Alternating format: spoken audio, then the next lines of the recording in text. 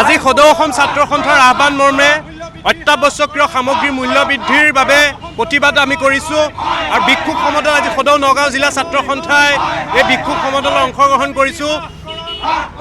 অৰ্থনীতি তথৈবচ মূল্য বৃদ্ধি হৈছে, অত্যাৱশ্যকীয় সামগ্ৰীৰ মূল্য বৃদ্ধি হৈছে, কিন্তু চৰকাৰৰ কোনো এই ক্ষেত্ৰত ব্যৱস্থা নাই। যোনে যেনেকৈ পাৰে মূল্য বৃদ্ধি কৰিছে, সাধাৰণ জনতাৰ মূৰত ৰামটাঙোন মাৰিছে। মানুহৰ খাদ্য সামগ্ৰী কিনিবলৈ এতিয়া চিন্তা কৰিবলগীয়া হৈছে। চৰকাৰ ক'ত আছে? চৰকাৰে এই ক্ষেত্ৰত মুখ্যমন্ত্ৰী মহোদয়ে কিয় ব্যৱস্থা গ্ৰহণ কৰা নাই? চৰকাৰে অতি শীঘ্ৰে মূল্য বৃদ্ধি হ্ৰাস কৰিব লাগে। সাধাৰণ জনতাৰ ক্ষেত্ৰত যিটো ৰামটাঙোন মাৰিছে এইটো হ্ৰাস হ'ব লাগে। আৰু ছাত্ৰ সন্থা এই ক্ষেত্ৰত কোনো ক্ষান্ত নহয়। আমি ৰাইজ ছাত্ৰ সন্থা মিলি একত্ৰিতভাৱে আমি আন্দোলন কৰিছোঁ আৰু তীব্ৰ আন্দোলন গঢ়ি তুলিবলৈ বাধ্য হ'ম। আমাৰ এটা স্পষ্ট কথা, মূল্য বৃদ্ধি হ্ৰাস হ'ব লাগিব আৰু অত্যাৱশ্যকীয় খাদ্য সামগ্ৰীৰ মূল্য বৃদ্ধি হ্ৰাস কৰিবৰ বাবে চৰকাৰলৈ পুনৰবাৰ আমি